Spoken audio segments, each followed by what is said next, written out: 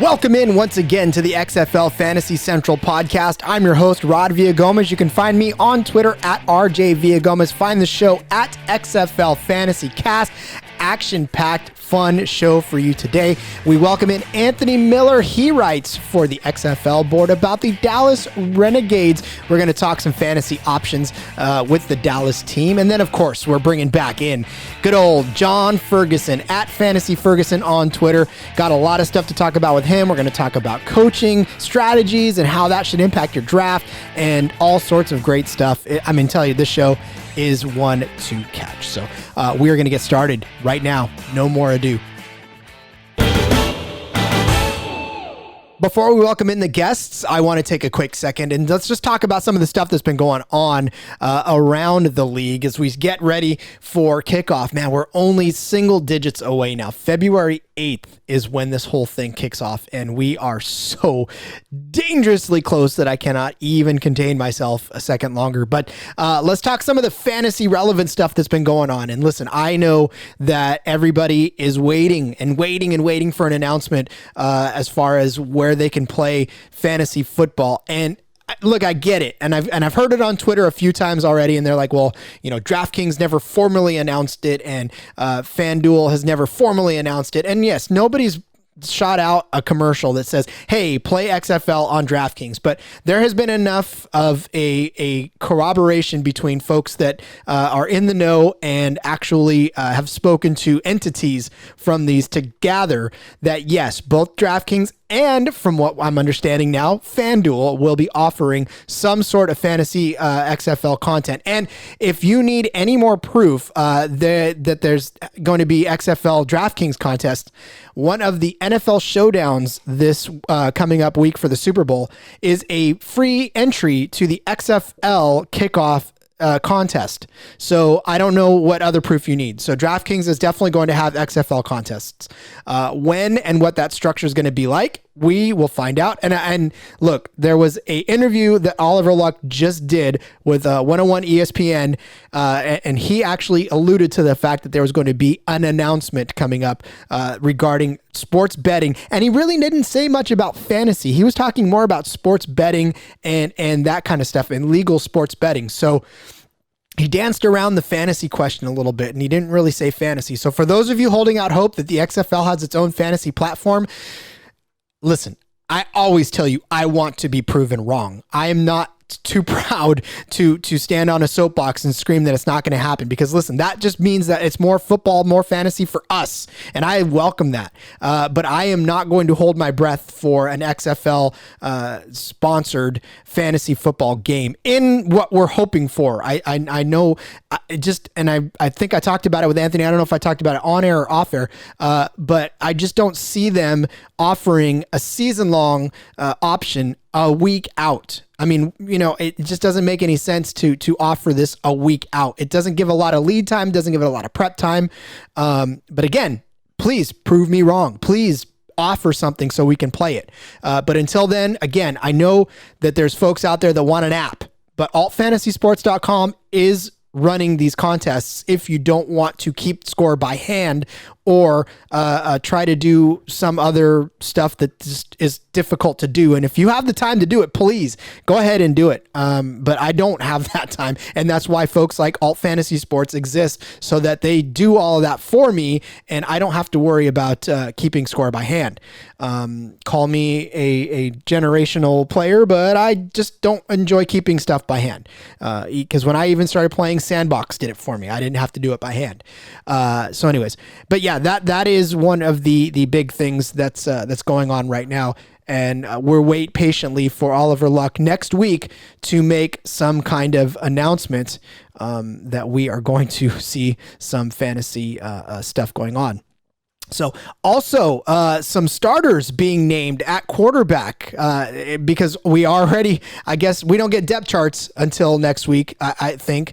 But we definitely have a couple of starters right now being named. And Jordan Ta'amu is one of those for the St. Louis Battlehawks. He is going to be their starting quarterback, which, that's huge news already, because now that we have an actual starter, we can start ranking, we can start building our rosters and thinking about what we're going to do week one when we start drafting and stuff. So that's huge. And then of course, that just makes it to where now we are looking at the players around him and we can start game planning for that as well. And it's crazy because we're getting so close. And I know that there's a lot of people that are trying to rank and that are trying to come up with, their draft charts, but it's so hard to do right now when you don't know exactly what the landscape is going to look like.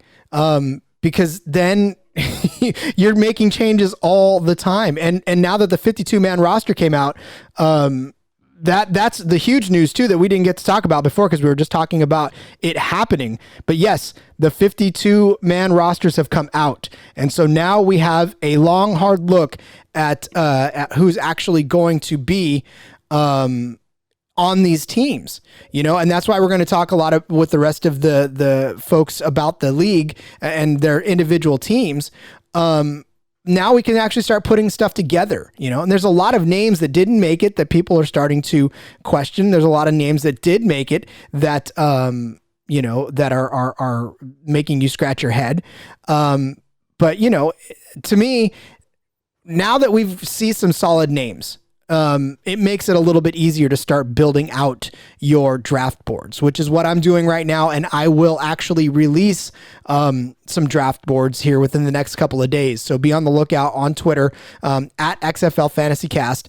And we are going to be putting that out and showing you, at least get you familiar with the names. You know what I'm saying? Like, at least get you in the know about the names that you're looking at. And if nothing else, you can use it to draft, because there's a lot of these folks that you'll be looking at that you'll say, I don't really know who this guy is. And so if you at least see it on paper, you might be able to make a decision about it a little bit easier. We also know that the starting quarterback position in Seattle is locked up. Brandon Silvers is going to be the week one starter. We already know that going into it. So 2 out of the 8 we know that are going to be starters already. And that's, again, huge when you start talking about who to draft. And now neither one of them are probably going to go in the first round. And I know that there's a lot of folks that hold the opinion that quarterbacks need to go early, but I don't know. I'm still skeptical of grabbing a quarterback too early, and unless it's one of those guys who is going to dominate, and again, there's debate on who that's going to be. So I don't know. I just feel like the quarterback position in 10 games could be a carousel if people don't perform quickly. There's going to be a lot of jumpiness going on and trying to figure out who's going to give you the best opportunity to win and win quickly, because you only got 10 games. And so if after 2 games, you're already a fifth of the way through the season and you're starting to see your chances at playoffs slip away, you may pull that trigger early and pull somebody else in. And if you drafted one of the quarterbacks too high and you didn't really get much depth elsewhere, then you kind of left yourself high and dry. But anyways, so we know that Jordan Ta'amu and Brandon Silvers are both named starting quarterbacks for their respective teams. And, that's going to be pretty good for us going forward, at least knowing what they are capable of and bringing to the table. I'm sure more and more over the next week are going to be named. Obviously, we'll find out the rest of them next week when depth charts actually drop. So, again, I'm telling you right now, I understand that everybody's anxious and they want to draft and they want to hurry up and they want to get it. But, I would exercise caution in drafting. I would wait until, maybe Wednesday night when everything is all settled and all the depth charts are out, and then where people are going to be at. Because, just like with these 52-man rosters that just came out, there's a lot of people that drafted a lot of players that are no longer with the XFL. And so now they're left high and dry because they held their draft before the rosters even came out. So we got to let these things simmer just a little bit before we start jumping into the water. And again, it's not like I really think that you're wrong if you do, but I just think you're going to make your life a whole heck of a lot easier if you just exercise a little bit of patience. Just sit back for a little bit. This league is going to be fun, and it's going to be more fun when you draft the right way and when you're ready to do this 100%. So, all right, listen, there's a lot more to get to. Anthony Miller, John Ferguson, and we're going to talk a lot more about everything you need to hear. You don't need to hear my ramblings. Let's listen to the guys that have their ears way closer to the ground and tell you all about it. So, all right, rest of the show coming up right now. On the line with me now is Anthony Miller. He writes for the Dallas Renegades. I got that right, for the XFL Board. And he has been a huge supporter since the second I think they found out they were going to get a team. We go back to the AAF days. Anthony, thanks for joining the show. Thanks for having me. I appreciate it. Been looking forward to this. Oh, well, I'm so glad to hear that. And I think our listeners are too, because happy show guests make for good show guests. So... Absolutely, I agree. All right, so you cover the Dallas I almost did it. The Dallas Renegades. First of all, how'd that get started, and what was your adventures like to start covering this team? So I've been following the XFL since Vince McMahon made the announcement in 2018, which I was super excited about because I was about 9 years old when the first XFL happened. So around that time, I was a big WWF fan as well. So I got into the XFL and was sad when it went because I was so young and I was so attached to things so quickly. So when Vince McMahon made that announcement a couple years ago, I got really excited about it. But I didn't really start writing for it until this past August, where, I've been following a lot of XFL websites and, telling the news and stuff like that. And, I came across XFLboard.com, literally just applied, and then Mark Nelson brought me on to write for the Dallas Renegades. And ever since then, I've just been completely hooked on the XFL and I'll be honest, I'm really attached to the Renegades. So I've been really looking forward to seeing what this league has and what the Dallas Renegades have been able to produce since they first hired Bob Stoops and all that good stuff. Yeah, that was a blockbuster marquee signing right there. Bob Stoops as general manager and head coach, right? So, I mean, the man's got a lot of control over this organization and who they sign. And obviously he's made splashes already in the league and the thing hasn't even kicked off yet. Yeah, and I think the big props has to go to Oliver Luck. I mean, he was probably the most important signing, first of all, for the XFL. He's been able to attract some of the top coaches or top assistant coaches to come be the face of this league. So that was huge first. And then Bob Stoops' influence on bringing players in, I'm sure, had a big factor as well. I mean, that was a big reason why Landry Jones came into the XFL, and then everyone started speculating that he was going to join Bob Stoops. And sure enough, we got the news that Landry Jones was going to be Bob Stoops' quarterback in Dallas, which was great for the XFL. So Bob Stoops' influence has been huge on a lot of these players because he played against a lot of them in college, and they see names like Bob Stoops and Kevin Gilbride, big name coaches come to this league, and I'm sure it got players really excited about joining. Well, that and just a chance to play football again. I mean, we didn't see this kind of excitement. We haven't seen this kind of excitement, I should say, since the AAF folded after 8 very short games. And but we see the impact of the AAF in the XFL rosters, and obviously the Renegades are they're just like every other team where they got names that are riddled with ones that we recognize as AAF fans. And so, you talk about this Renegades roster, and already you said the name Landry Jones, which is one of the hot names in the XFL right now. And obviously he's starting this season on not so great foot as he's injured. So let's start there. Let's start breaking down some of this stuff and talk about the fantasy relevance of some of these players. So let's start with Landry Jones. What are we hearing? Is he ready for week 1? Should people draft him in the first round, I guess is what most people want to hear. So the interesting thing about the Landry Jones situation is, I'm sure the biggest question, especially for fantasy, is he going to start week 1? From what we've been hearing from Bob Stoops and Landry Jones when he spoke with the media earlier this week, they both made it clear that Landry Jones has been out there. He's been throwing the ball, and Jones has said he feels good. His timetable obviously is to come back to week 1, but he did say worst case scenario was going to be week 2. So it will be I think it's a matter of how does practice go next week? How does he do when he's in the pads? Can he move around well on that knee? So I think that's going to be kind of interesting. From a fantasy standpoint, I still think Landry Jones is going to be one of the probably top 3 quarterbacks to draft just because of the type of offense that Landry Jones is in. He's in the air raid offense with the inventor himself, Hal Mummy, the offensive coordinator. So it's almost like Landry Jones is guaranteed to put up big numbers in terms of yardage and touchdowns because this is going to be an offense that's probably going to throw the ball 60 to 70 times per game. So I still think Landry Jones is worth a high draft pick. But for those who decide to go with Landry Jones, it may not be a bad idea in the late rounds to maybe pick up Phillip Nelson, because even if Phillip Nelson's the one that has to start week 1, I still feel like he's capable of putting up big numbers as well. He's learned the offense really well. He's got a great arm. He's got pinpoint accuracy when throwing deep balls.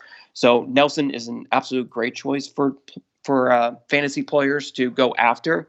Now, in terms of Erik Dungy, the third-string quarterback, I know a lot of people thought there was kind of a quarterback battle between the two of them, but I feel like Nelson has probably got the edge just because he's been in the offense longer and he's got a better feel for what Hal Mummy wants. And Dungy's had injury problems himself with the hamstring that he had to battle throughout camp. So Phillip Nelson looks like he's going to be the starter if Landry Jones doesn't play. So for fantasy owners, still draft Landry Jones high, but in the later rounds, pick up Phillip Nelson just in case, just as a safety net, just in case Jones doesn't play week 1. Well, let's not discount the fact that Phillip Nelson has played. I mean, we kind of sometimes glance over the fact that some of these guys have put on pads, and Phillip Nelson was one of the guys. And I know that our listeners are probably getting tired of hearing the AAF, but I mean, it happened, and it was something that these guys played last season, and they were out there, even if it was only for 8 games, they were still playing live football, live reps, and Phillip Nelson wasn't doing that bad with the fleet. So, again, this is one of those guys that is not just a quality stash, but should Landry Jones suffer, Phillip Nelson is probably going to be that guy that steps in that role. So you are going to be good to grab him if Landry Jones either sits out or underperforms. Yeah, and the big thing with Nelson also, he played with Mike Martz with the San Diego Fleet in the Alliance, which is big because Mike Martz is also a pass-happy head coach. And, I had a chance to talk to Nelson during minicamp before all the injury happened with Landry Jones. And he told me just that experience with Mike Martz and just learning the offense and being comfortable in a pass heavy offense was really big for him. And I think it's really helped him in his development here in Dallas and being able to learn the air raid offense. So I think regardless of who's in the lineup in week 1, I agree with you. I think Phillip Nelson is still a really good choice. I still think he'll put up good fantasy numbers, and he's a good emergency quarterback to have just in case Landry Jones would get hurt. No, I absolutely agree with that assessment. And I think, again, I recommended in the first round taking Landry Jones second, again, with the thought that he is going to start week 1. Obviously, if we hear something else, we'll move him down, maybe second and third round. But I still think that Landry Jones, and I know that people are throwing out names like Josh Johnson, Cardale Jones, and stuff like that, but I also made a comment earlier, and I tweeted out, I said, listen, I think the quarterback position in this league is going to be a little more volatile than most people are assuming. I think they think that these quarterbacks are going to get there and then they're just going to be set for the rest of the season. But we've seen it time and time again where a lot of these guys, they get in and for whatever reason, they look good on paper, right? But they get out and then they just can't perform. And so, especially in a league that small where turnover is going to probably be bigger than we anticipate, drafting these guys high, okay, but always make sure you have a safety net right behind it to make sure that, if you do draft the right quarterback or the wrong quarterback rather, you have somebody in the chute waiting to take his place. Exactly. I think for fantasy in the XFL is totally different from NFL fantasy because in the NFL, your first picks are usually the running backs or the wide receivers in those first couple rounds. In the XFL, it's got to be the quarterbacks just because the running backs and the receivers are just deeper in the XFL than it is with quarterbacks. So when you only have those 8 teams, you have to go after the top quarterback. So for me personally, I feel like guys like Cardale Jones. I mean, Cardale Jones would be my number 1 quarterback. I think Landry Jones would probably be number 2. Josh Johnson, just because of his athletic ability, probably puts him in that top 3 or 4. But it's critical to get that quarterback, because if you don't get the right quarterback and get one that maybe at the bottom of the list, that's going to put you at a disadvantage in your XFL fantasy leagues. The running backs and receivers you can kind of play around with and make sure you get the right guys. Those are a little bit easier as a draft just because there's a lot of talent at those positions. But for quarterbacks, you got to be really careful on who you pick. And especially when you're going after backup quarterbacks, you got to pick the right one, because some of these starters may play all year. And if you get one that's hurt and you draft a backup one, you better hope that backup plays. Otherwise, you're going to be in a lot of trouble. Well, let's talk about those running backs. We know we'll move on to that position where you've got a couple of names that people recognize, and in a situation where this is a brand new league with brand new teams, people are going to flock to names that they recognize, especially if they don't listen to shows like this or follow Twitter accounts that give you some perspective on players that they may not know. But the two that people know, obviously, Lance Dunbar, right? Played with the Cowboys. Cameron Artis-Payne played with the Panthers. So people know those names. What are we thinking about this running back position? And should we gravitate toward those names, or are there names on there that people don't know that they should be putting on their draft boards? When I had a chance to talk to Hal Mummy and some of the offensive or just reading about what the offensive coaches said about the running back position, it was probably the most competitive battle in camp for Dallas, just because they have so much talent in that backfield. Obviously, Cameron Artis-Payne is probably the favorite to start, so it would probably be simple to think that he would be the top choice. It's going to be interesting just because this is an air raid offense, so a lot of it is passing. So it'll be interesting to see how many carries Cameron Artis-Payne will actually get.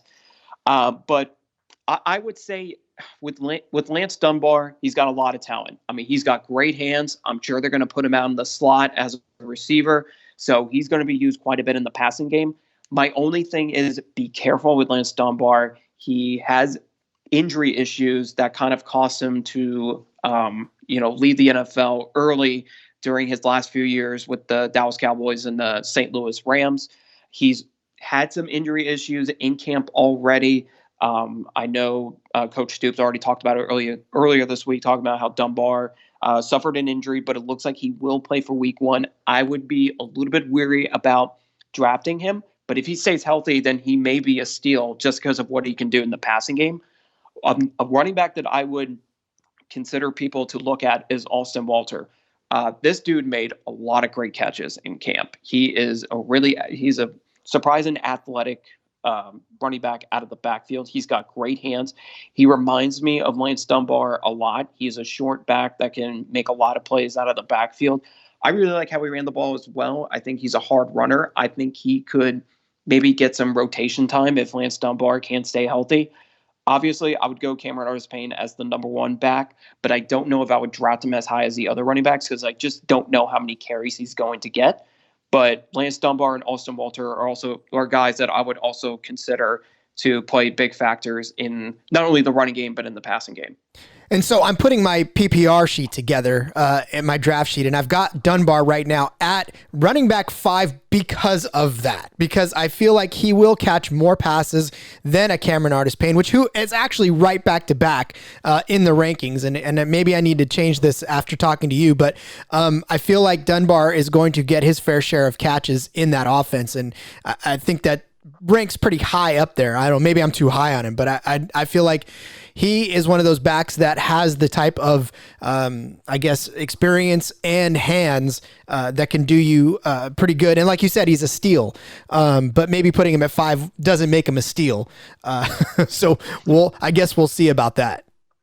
Yeah, well, I mean, as long as he stays healthy, I think he could be. And I think the one thing that may separate him from Cameron Artis-Payne is because he's in a pass-happy offense in Dallas. So that could work at his advantage to Dunbar, where I wouldn't be surprised if he has more receiving yards than rushing yards this season. I really wouldn't. I can see him being thrown out in the slot and being used on, a lot of short yard passes in that slot receiver position.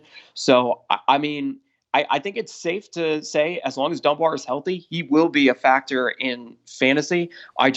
Between him and Cameron Artis-Payne, it's going to be close because Artis-Payne is going to get a lot of carries, but Dunbar is going to get a lot of catches. Well, and my memory might be faded because I don't know. It's been a while since I've watched actually Cameron Artis-Payne play, but I thought he was more of a thumper, kind of a plotter where he didn't necessarily have huge plays, but he was good for, those 3-yard in a cloud of dust type carries. And maybe I'm wrong. I don't remember, but I mean, I feel like that's what I watched when I watched Cameron Artis-Payne all the time. Yeah, he's a shorter back who has good size, and a lot of the times when he ran the ball in practice and in camp, he would be able to run up the middle in between the guard and the center. So he's got good ability to break the tackle and run up the middle. So he'll be used more as a power runner, while they're probably going to use Dunbar and Walter to run to the outside. So yeah, they're two different types of backs. Artis-Payne will be able to run hard in the middle, and they'll just be able to sweep or toss it to Dunbar or Walter. So anything on Marquise Young? Is there anything at all that we should be looking at, or is this a guy that you can basically stay away from in fantasy? He was good in camp as well. I thought he's a really good runner. I don't know how much of a factor he's going to be in the passing game, but he ran the ball really well, and he really impressed Hal Mumme and running back coach Bobby Blizzard as well. So I wouldn't necessarily count him out. It's a really crowded backfield, so I don't know how they're going to distribute the carries just yet. I think we'll learn a lot more when week 1 rolls around. The only safe choices right now are going to be Cameron Artis-Payne and Lance Dunbar. In terms of how they're going to use Austin Walter or Marquise Young, it's going to be interesting. I don't know how that's going to work out yet, but I thought all the running backs ran really well in camp, and they were probably the position that most impressed. I think this is the most frustrating part about drafting in a league where they've never played a snap before. Because in the NFL, obviously, there's some history. And even if you draft a rookie, you know that the system and you know what's in place. The team has been around for a while. We are literally drafting blind on a lot of these things. And so when you start playing and when you start ranking these guys, the landscape can change from week 1 to week 2 without so much as a blink of an eye. So again, you just never know going into it. Yeah, the waiver wire is definitely going to be very busy in those first couple of weeks. I think people are going to start to realize who is for real and who may not be as good as they thought they was going to be. And in a 10 game, most people are doing eight games, 8 regular season games, 1 playoff and 1 championship game. So you really have 0 time and no errors you can make in this league. Exactly. You got to get it right the first time. Otherwise, you could be left in the dust very quickly. Absolutely. All right, so let's move on to this wide receiver position because there's many names that you can recognize in the running back squad. There's really not that many in this wide receiver squad. In fact, there's really no household names that I'm looking at right now on this list. So why don't you acquaint us with some folks to look at as we take a look at this Dallas roster? Yeah, this is a position that a lot of people have been maybe talking down on more than I think they need to be. I think this is probably the most underrated receiving core in the league. There is so much speed and so much talent on this position that I think people are really underestimating it. The 2 big names that people need to know about is Jeff Baudette and Jazz Ferguson. Now, Jazz Ferguson is a guy that I was not aware of until I went to minicamp in December, and I watched him make so many spectacular catches that I was like, wow, this guy is a game changer. And he continued it in training camp. And I think that's what led to guys like Stacey Coley being traded because of Jazz Ferguson's performance. He was absolutely spectacular. I would say he was the best receiver in camp. Jeff Baudette is obviously a great talent. He was the first player drafted on this team. So obviously there was high expectations from him from the get-go. So I think we all knew how great he was going to be. But Jazz Ferguson is one of the very few receivers on this team that's actually, over 6 foot tall. So he's going to be a huge factor, as an outside receiver. Don't be surprised if they're going to throw it to this guy a lot in goal line situations. If you're looking for that fade route, they're going to be looking at Jazz Ferguson every time. So him and Baudette will be the 2 guys that I think are going to make a major impact in fantasy. Another guy I would look out for is Flynn Nigel. I love this guy. He looks exactly like Wes Walker. I mean, when you put him in the slot, he's got great hands. He runs crossing routes incredibly well. He can run that short slant to perfection. I don't think I saw him drop one pass in camp. So I really love how he plays. I think he's a perfect slot receiver, and I can expect him to get a lot of playing time during the season. Some other guys I would bring up, Gerard Hurd is a very interesting player just because he not only did he play receiver in camp, but he also played a lot of quarterback after Landry Jones got hurt, and he actually threw the ball very well. So this is the guy, when you talk about that double forward pass rule that they've implemented, Gerard Hurd is going to be perfect for that. I think Hal Mumme can have a lot of fun with him with calling plays like that, but Hurd he's a very physical receiver. I mean, he made a lot of tough catches during camp. So I wouldn't be surprised if he gets a lot of playing time. And then this team also traded for Freddie Martino. And Hal Mumme, told me how much he really liked Freddie Martino and how he was adjusting to the offense so quickly and how good he looked. He was very good on short routes and made a lot of great catches during training camp. So I can see him getting a lot of playing time as well. And then lastly, there's Joshua Crockett, who I thought was a receiver that was kind of quiet, but really played well in minicamp. He really stuck out to me. I mentioned it in one of my articles, how well he did on deep passes and how fast he is and how great his hands are. So overall, I rarely saw drop passes from this receiving core, and I think it's one of the best in the league. And I think people are going to be pleasantly surprised about how good they are once it comes for those first few weeks of the season. Well, I mean, Martino didn't have a bad college career either. 3,766 yards, 26 touchdowns. That's not a bad little season. And for a guy who, I know that social media is kind of buzzing about, Jazz Ferguson. I've seen a lot of social media buzz on him. But yeah, I guess if you want to dig a little deeper into the trenches, that Martino guy looks like he's somebody that you might want to grab in the later rounds to shore up your depth and quite possibly, again, like you had said, maybe a steal of the draft. Yeah, at first I didn't think he was going to make the roster just because he came on so late. I think he came on with only like 10 days left of camp. But I got a chance to go out to Houston for training camp, and I saw him play, and I was like, this guy looks really good. He could probably make the team very easily. And he ended up doing it. And so I wouldn't be surprised if they threw him in that rotation of receivers. He just picked up the offense so quickly, and he's got great hands. So I would not be surprised if he gets a lot of playing time. Can it just already be the 8th, please? Because I'm so ready to watch these guys start playing out. It's like there's so much talk that goes into the beginning of the season, and then you want to hurry up and get there so you can start talking about what's happened rather than what's going to happen. Yeah, and it's just hard because there's so much talent on this team that you want to be able to display it in those first few weeks. I don't think a lot of people have had a chance to see what the Renegades have, and honestly, we haven't seen what a lot of teams have. But after just what I've seen from camp the few times I was out there, there's a lot of talent on this offense. There's so much speed. It's really scary. I think there's going to be so many big plays from this team this season. All right, so let's go down one last position, and that's the tight end position. Some people are drafting tight ends. I guess that's going to be a thing. So tell me about these tight ends, and are they worth touching? Should we even be drafting tight ends in this league? That's what I want to know. It's interesting because I think some teams don't even have tight ends, or they only have one or two. And the Renegades have three, and I think they have three pretty good ones. I mean, Donald Parham is a really good tight end. I thought he really stood out at camp. He's got great hands, and he impressed a lot of the coaches. And he was great in the scrimmage against the Battlehawks. So I think he earned himself a starting job just from that alone.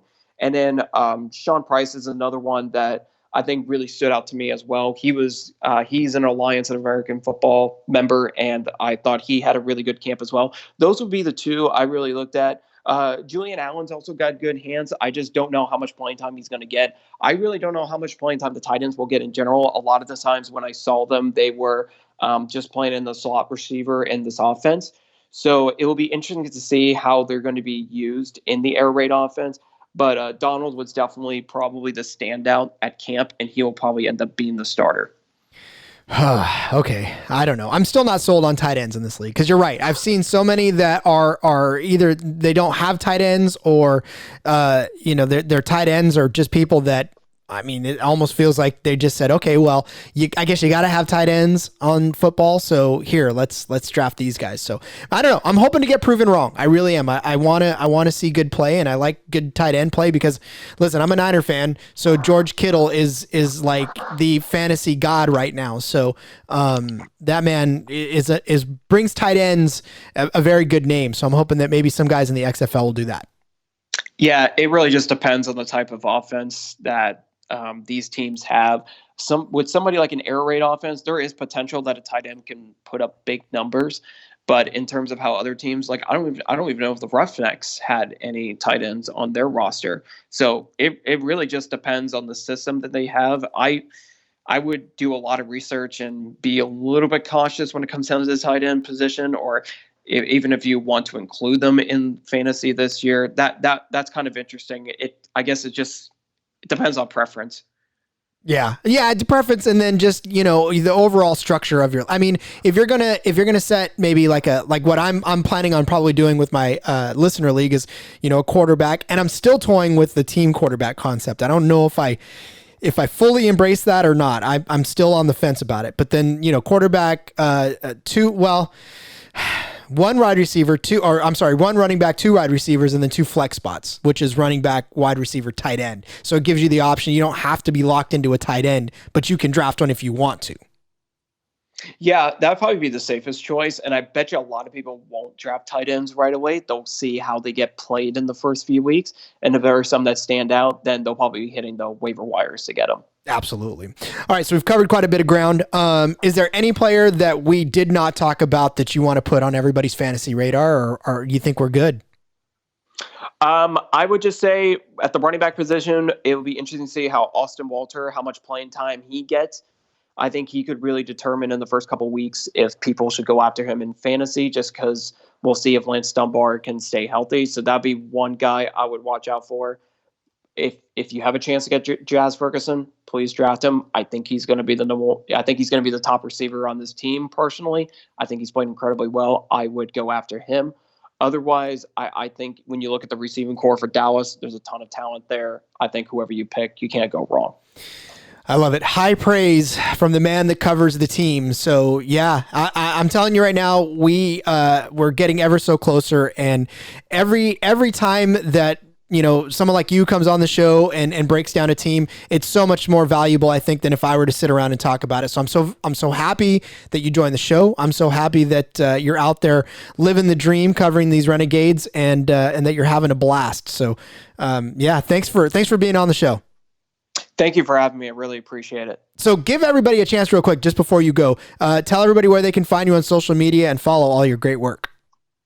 Yeah, so I do a lot of work on Twitter. So if you have a chance to come follow me or just have a conversation with me, please do. You can follow me at AntMill40. Let's talk about some football when it comes down to either the NFL or the XFL. I always like to engage with fans. So feel free to tweet at me or message me. Love to have those conversations with you. Anthony Miller, ladies and gentlemen, find his work at XFL Board, and of course, follow him on Twitter. Great follow, great guy. And man, thanks for being on. And back for another week, because I don't know that I can keep this guy away. I don't know that I want to keep this guy away. John Ferguson, again, everybody. And now a new title. I'm going to let you introduce where you're at now, because this is exciting stuff, and we didn't even really get to talk about it off air, but John is in a new home, and an exciting new home. So John, why don't you tell us about what you're doing now? Yeah, so I got picked up by EstablishTheRun.com to cover XFL exclusively for them this season. So super pumped to get started. We've gotten started on content this week actually with them, and yeah, I'm just thrilled to be part of such a crazy elite team of analysts that they have there. Well, and you've earned it, man. You grind more than any fantasy writer that I know. I mean, your research is, and I said it on episodes before, and for those people who are just listening for the first time, John, it digs deeper than I think than anybody probably needs to in life, but we all appreciate it because we all benefit from it. So, yeah, man, well deserved, and congratulations on that huge news. Thank you, man. Thank you. I appreciate that. Absolutely. All right, so let's dig in. Let's talk a little bit about this fantasy stuff, because this landscape has changed so much even over the course of the last week or so, and there's a lot of speculation. Rosters just came out. It's madness out there right now. Yeah, it really is. And, I spoke to a team source that said that they're anticipating having official depth charts early next week. And so hopefully that's true. Because that's just, a complete game changer as far as fantasy goes for DFS. And, even people who are drafting season-long leagues right now that have come to me, like, looking for advice. I'm like, dude, the best advice I can give you right now is to wait and wait as long as you can to have your draft. Like, have it on, like, Wednesday or Thursday of next week, basically, because hopefully by then we'll have official depth charts. And even if not, I think actually we're supposed to get I think some of the DFS slates for the first week of XFL should be released either this weekend or early next week. And so at the very least, we can look at player pricing on those DFS slates. And, so the pricing could be kind of sloppy because if they don't have depth charts to go off of either, they're just kind of guessing. But at least it's something more concrete for us to kind of gauge depth charts off of, aside from right now we're just kind of picking up the breadcrumbs from training camp reports and looking at past performance and historical stats and things like that. So yeah, there's a lot going on. We're so close. Like, can you feel it? I can feel it, man. We're so close. It is. And let me just tell you, I am so glad that you said wait till Wednesday, because I just literally recorded the first segment of the show. And I said the exact same thing. I said, just be patient. I said, it's okay to practice patience in this, because you're going to have a lot more fun playing fantasy when you can draft players that are going to play. The people that drafted like last week before the rosters even came out, I said, you guys are a little crazy, and I appreciate the hustle, but you don't even know if these players that are going to be on your teams or on the rosters yet. So, calm down, everybody. We can get this. We'll get through it. So yeah, right now it's like, there's no rush really. I know it's exciting and it's fun and you want to hurry up and do it, but like, just for, for all fairness of the league too, with your league mates and everything, like if someone, winds up drafting a bunch of guys who are all bench players, like, the league's not going to be fun. Like, that guy's not going to win. He's probably not going to pay attention to his team past like week 3, probably, if he's losing every single game because he doesn't have any starters. And so, yeah, it'd be so much better just wait out a little bit for season long to draft. Yeah, and that's, I think, what we're going to do for the listener league. I'm waiting until Wednesday. I'm waiting until Thursday. I know people want to do it now, but they'll have plenty of time to set their rosters. They'll have plenty of time to figure it out before they get there, and that'll be it. So, speaking of setting rosters and doing this, I know everybody out there is really waiting so much for somebody to swoop in with an app to play fantasy football season long. I'm sure, but I don't think that's coming. Even Oliver Luck today, or not today, but the other day, was on ESPN radio, and it still didn't sound like the XFL is going to have a season-long option on an app. Yeah, so I think as far as season-long goes and for fantasy app and things like that, I know Luck said that there's going to be some major announcements coming for the XFL app for fantasy and stuff like that, but I don't see it happening. Kickoff next week, and they've already got partners with DraftKings and FanDuel and everything for DFS, and I think that's just season. They might have some kind of gimmicky, like player pick'em type of thing or something like that doesn't involve any like heavy organization or, application running or anything like that. So I don't know, we'll see. But I think the main focus is all on DFS and sports betting this year. Yeah, and that's what I picked up, because I thought, well, it would be too difficult for them to roll out a full season-long option with a week left. And then what we got in the AAF, remember, was that they said, well, we're going to revolutionize fantasy football, and we got the video game app that really didn't work all that well, and so that was a little disappointing too. Yeah, exactly. I think they know it's probably better off to just not mess with it and put out something that sucks and just leave it alone, just not do it at all, and just let the DFS providers take care of everything. Yeah, and I'm okay with that too, because that to me, I saw the DraftKings actually has that ticket that's going out to the first place winner of whatever showdown. I think it's a $10 showdown or the $3 showdown. The first place person gets a free seat in the XFL kickoff contest, so that's pretty exciting. Yeah, they have that satellite contest to where you can. I think what was it, like the top 100 or something get entered into the week 1 for XFL. So that's cool. That's a good way to promote it. That's really a great way to promote it. Yeah, and I can't wait till the prices come out because I really can't wait to dig in. Yeah, absolutely. So, all right. So we're here because we want to talk a little bit about coaching strategies and how they're going to affect the players that we draft and where we're taking them. And I know you wanted to dig into that because that really does make a huge difference as far as who we take and what kind of play on the field we're going to expect. So where do you want to start? Man, that's such a huge topic. Where do you want to start? Yeah, I've done some extensive research on this over the last couple weeks. Basically pulling stats from coaches past seasons with teams that they were, either head coach or offensive coordinator for as well. So I think the best place to start, the two teams that have kind of the biggest trends that are going to have a fantasy impact are both in Texas. We'll talk Texas first, with Houston and Dallas.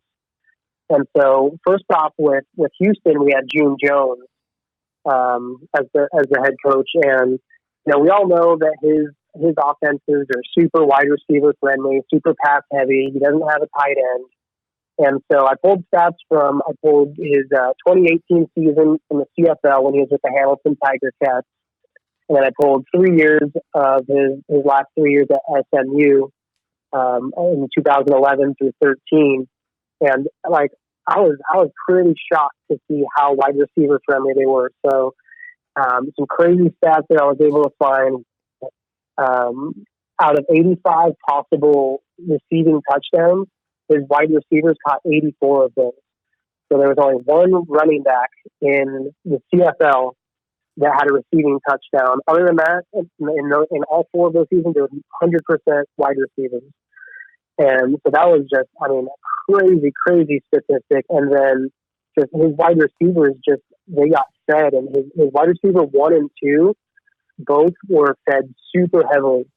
And so whoever winds up being the wide receiver 2 for Houston is actually going to put up legitimate wide receiver 1 type numbers. And so something that I broke down for that was looking at the receiving market share of those teams. So basically the percentage of receptions that those players got compared to their team total of receptions. And so his wide receiver 2 averaged 24% of the team's receptions in those 4 years that I pulled. And from the other teams, I've got 7 teams worth of data. I still need to dig through DC. But of all the other teams in the league, the only team whose wide receiver 1 had a higher reception market share than June Jones's wide receiver 2 was in Dallas with Bob Stoops and Hal Money. So June Jones's wide receivers, man, his 1 and 2, whoever, if we get the official depth chart and we know who those top 2 guys are, then those 2, it's looking like obviously Sammy Coates, is going to be a big play there. His under that, it's still kind of a guessing game. I've got Khalil Lewis and Cam Phillips as the 2 and 3.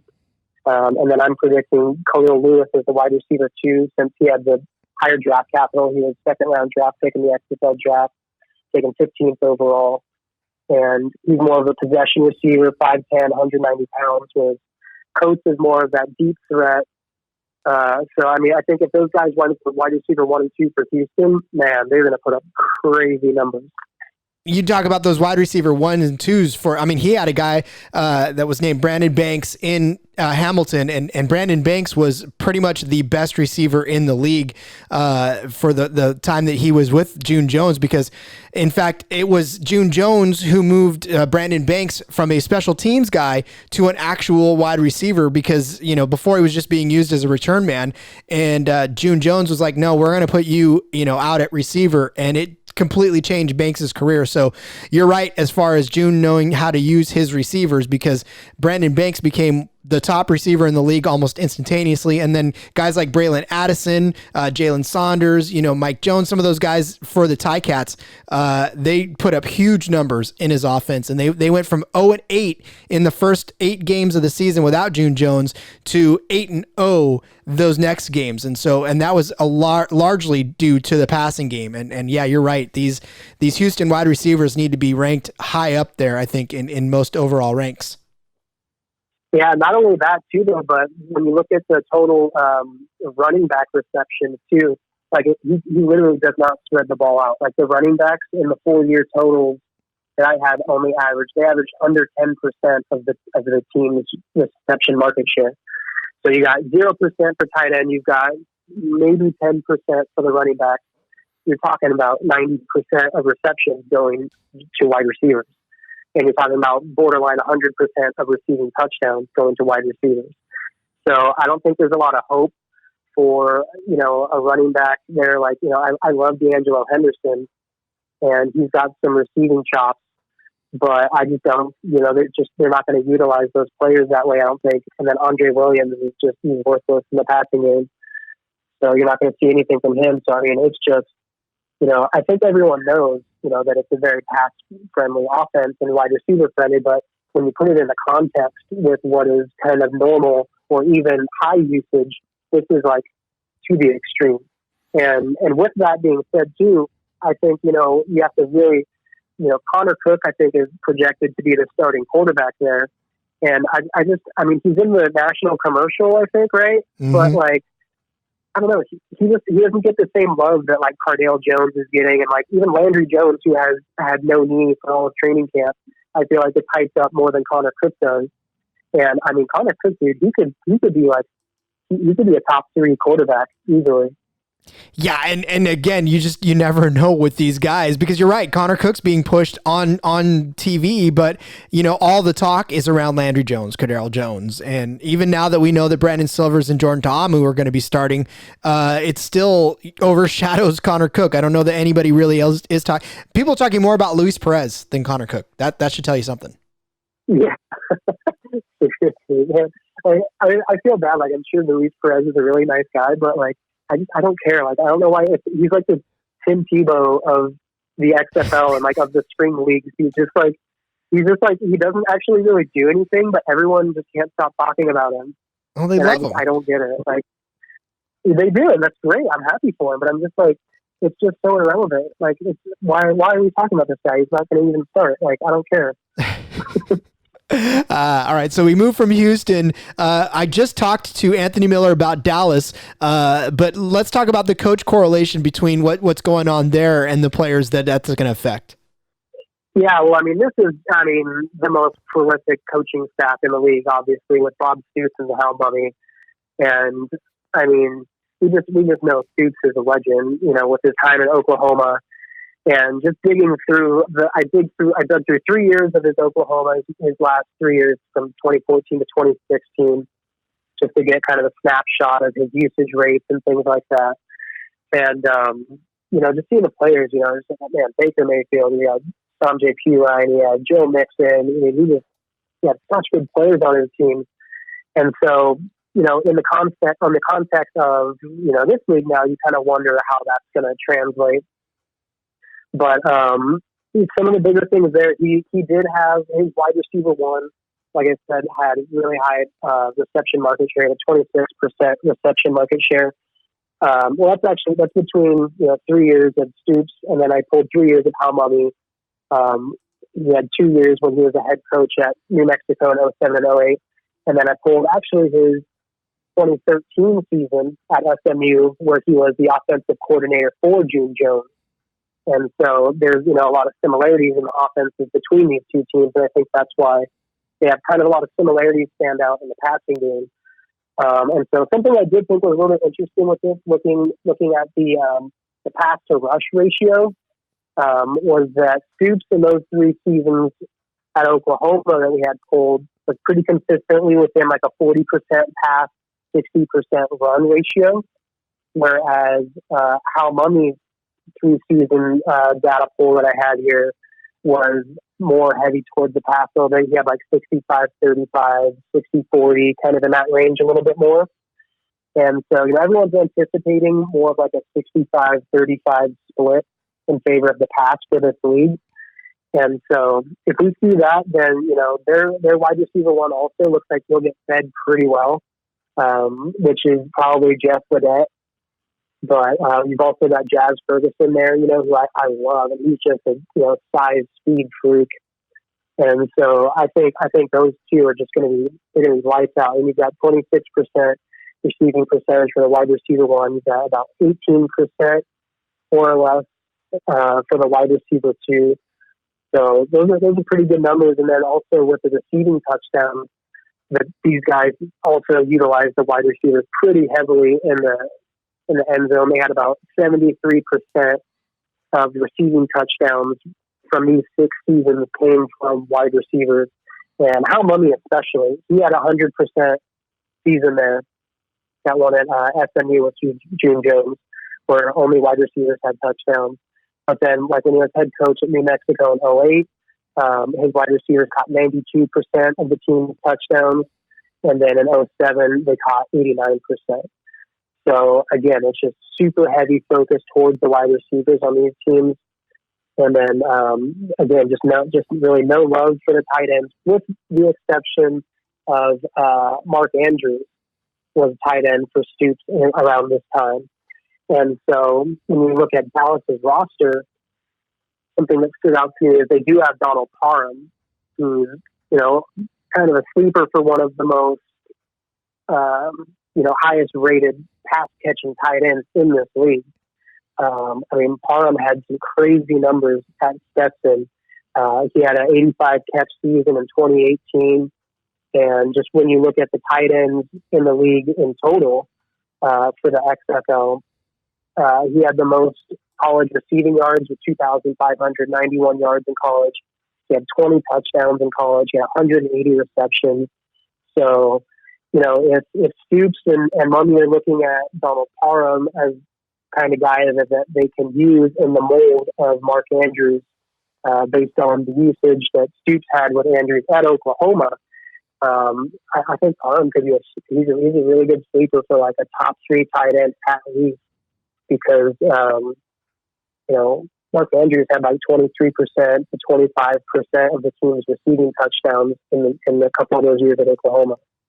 Yeah, and no other tight end even comes within, I think, half of the total of what Parham has in the rest of the league. So if you want to talk about past performance, and while we know it never really always accurately projects future play, but if all we have to go on right now is that when you got a guy who's doubled up on the second person in the league, then yeah, you're definitely looking at a tight end to possibly draft to fill one of those flex spots that you got.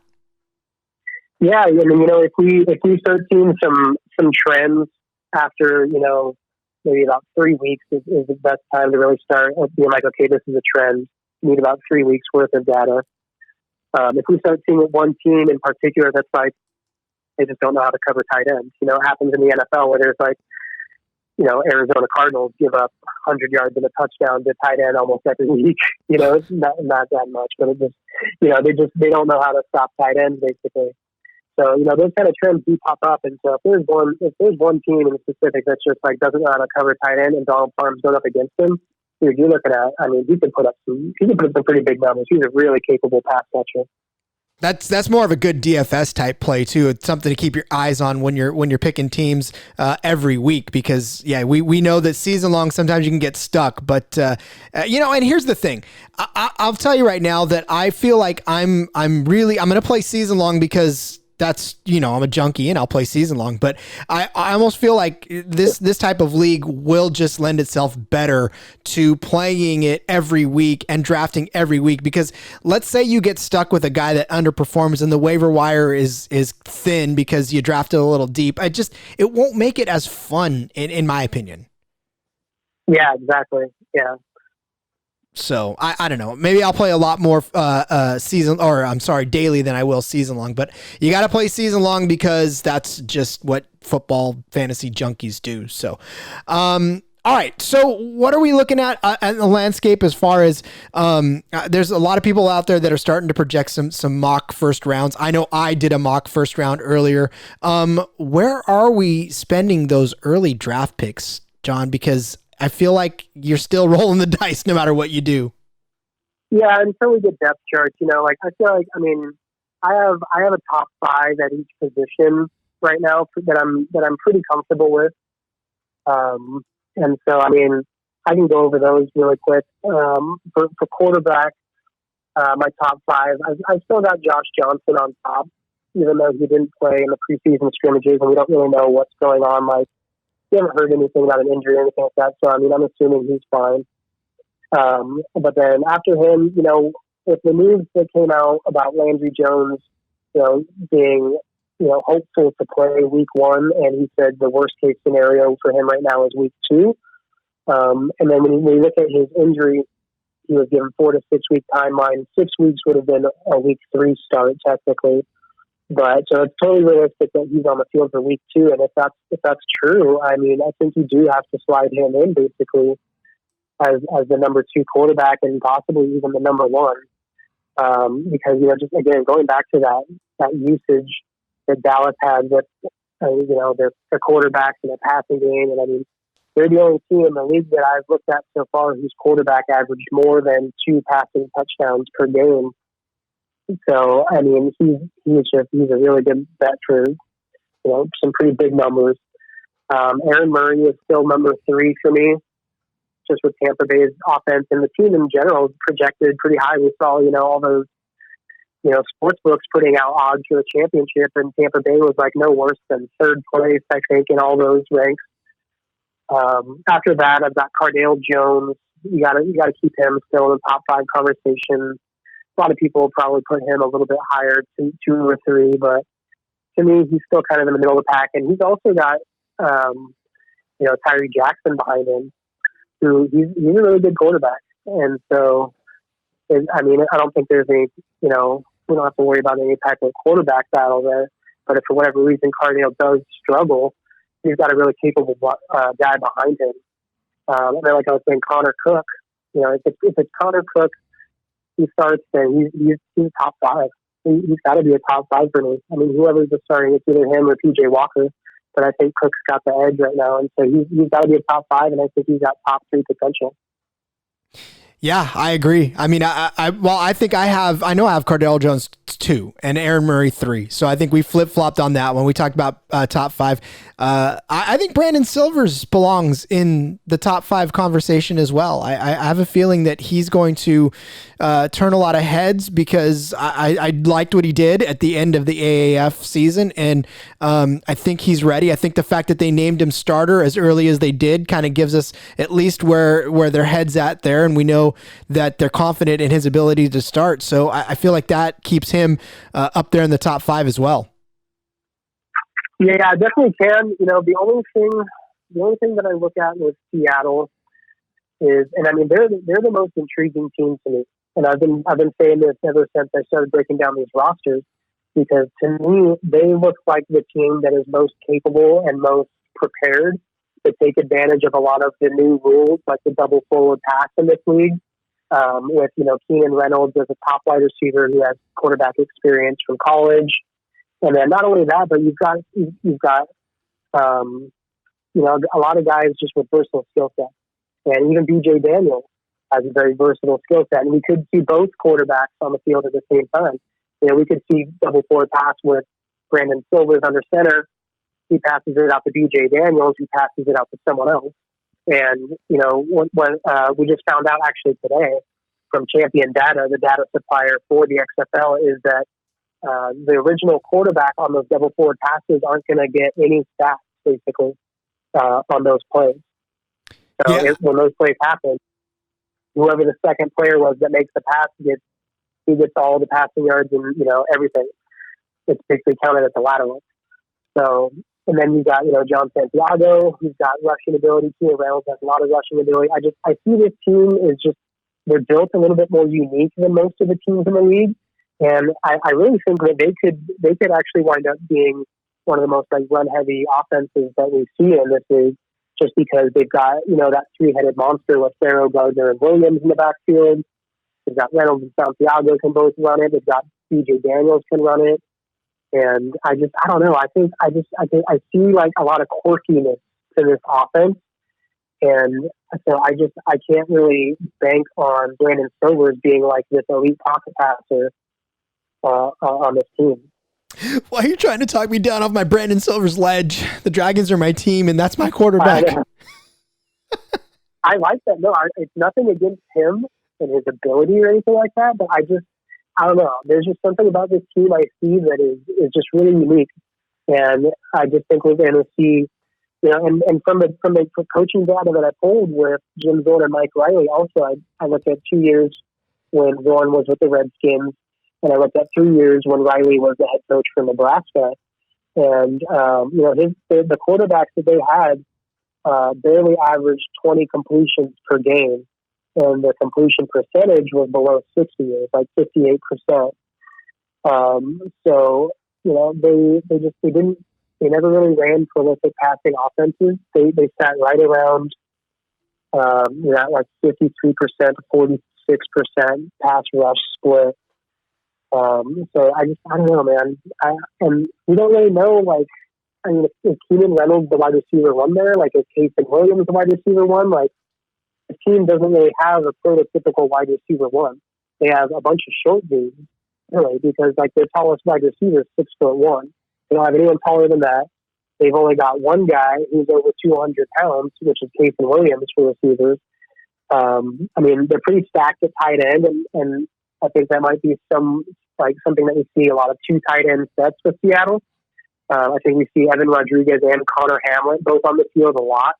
And then I perceive Connor Hamlet probably being their biggest red zone threat since he's 6'7", almost 260 pounds. He's a big dude. So, there's a lot of quirks with this offense. And so it's really hard to peg their quarterback as someone that's a top 5 guy for me, even though I don't think it's because of poor play. I think it's just because of the way that the offense is going to be run.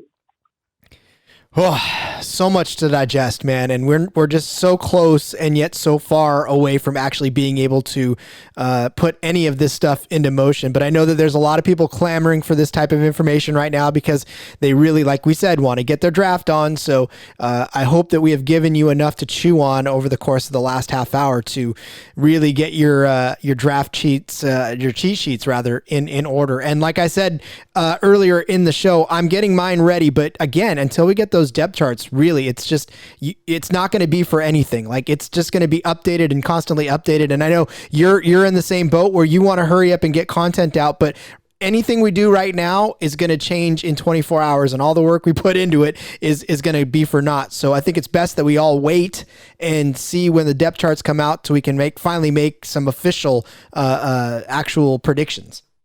Yeah, and we're just starting to put out depth charts at Establish the Run.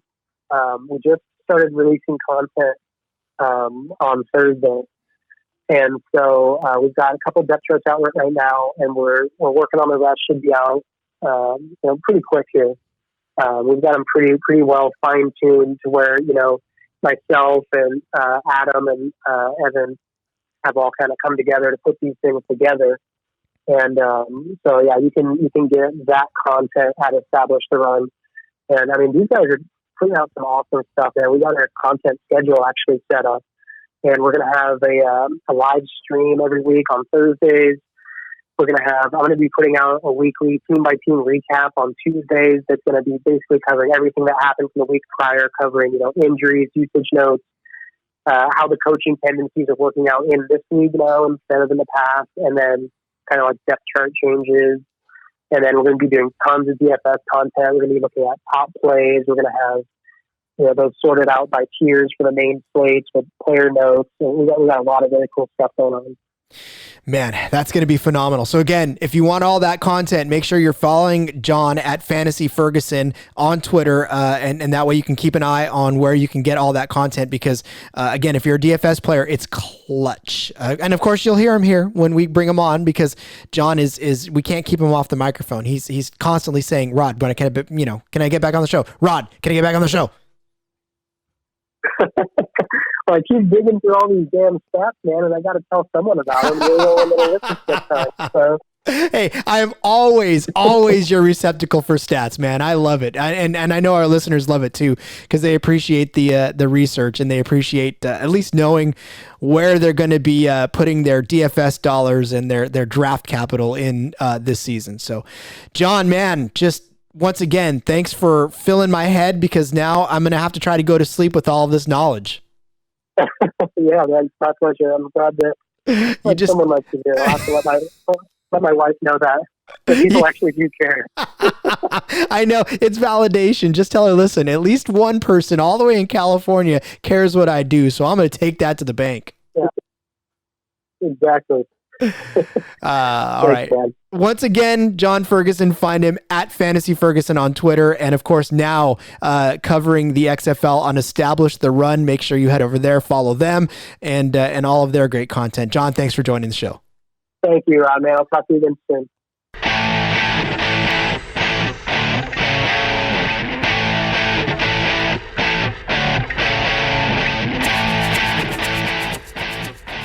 And that'll just about do it for another episode of the XFL Fantasy Central podcast. What an adventure that we went on.